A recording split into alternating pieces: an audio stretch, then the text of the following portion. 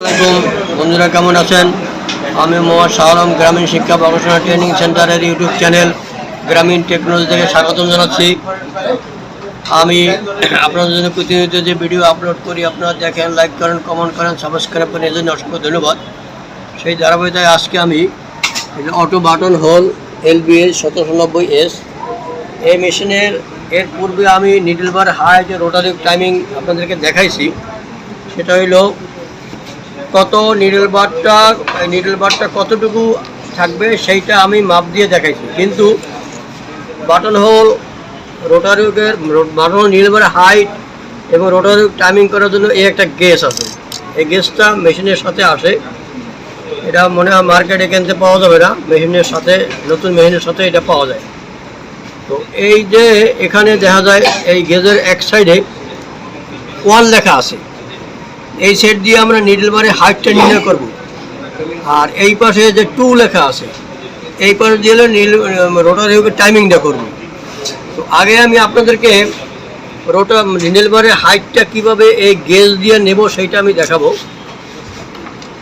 তো এখানে এইটা হলো নিডল বারটারে উঁচু নিচু করার জন্য এখানে একটা নাট আছে। এই নাটটা আমি আগে লুজ দিয়ে আপনাদেরকে নিডল বারে কীভাবে এই ঘুরে আমি নিচে নামাই। এইটা আমি এখানে নাট আছে, নাটটা লুজ দিয়ে আমি নিডল বারটারে আপ ডাউন করি। কীভাবে নিডল বারের হাইটটা নেব সেইটা আমি আপনাদেরকে দেখাবো। এই আপ ডাউন করে এখন, আর নিডল বারের হাইটটা কীভাবে হবে সেইটা আমি আপনাদেরকে দেখাবো। এই যে 1 নম্বর সাইডটা এই প্লেটের উপরে বসাবো। নিডল বারটা পুরো নিচের দিকে নামার পরে এটার সাথে লাগিয়ে দেব। এই 1 নম্বর সাইড যতটুকু আছে এই নিডল বারের নিচের অংশটা ঠিক ওটার সাথে ওটু মাপ থাকবে, এখান থেকে মাপ থাকবে। এই অবস্থায় রেখে আমরা নিডল বারের এই যে নাট আছে, নাটটারে আমরা টাইট করে দেবো। আমি এটা টাইট করে দেখাই। এখন আমি মাপটা ঠিক আছে নিয়ে একটু চেক করে দেখি। এই নিডল বারটা নিচে নামাইলাম,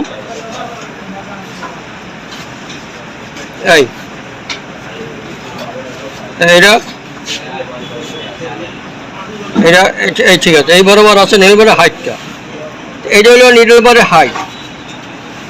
এখন রোটারি টাইমিংটা কীভাবে হবে সেটা আমি আপনাদেরকে দেখাবো। তো আমি মেশিনটা কাট করব।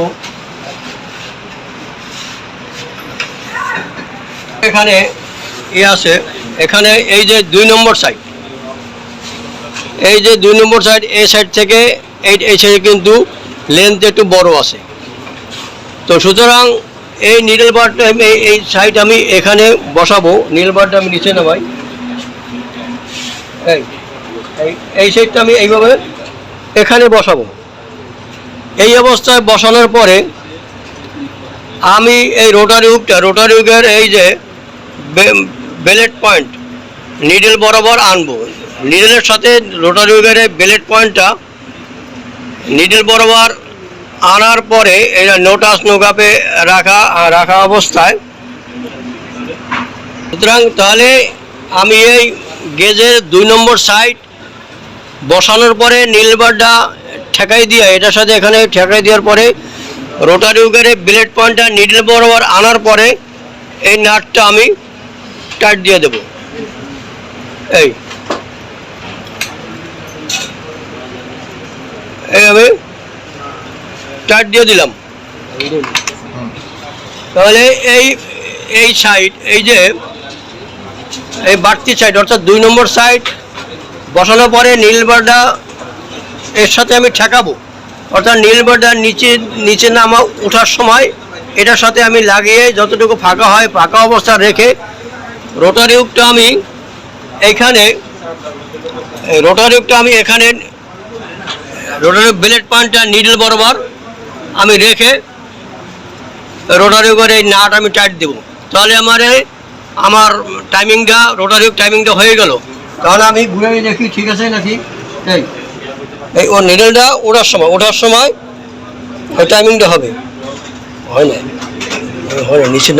এই যে নিডলটা এখন উপরে উঠতেছে। এইভাবে আমার টাইমিংটা হয়ে গেল। এইভাবে গেজ দিয়ে আপনারা রোটারেও টাইমিং করবেন এবং নিডল বারের হাইট আপনারা নির্ণয় করবেন। আশা করি আপনারা বুঝতে পারছেন।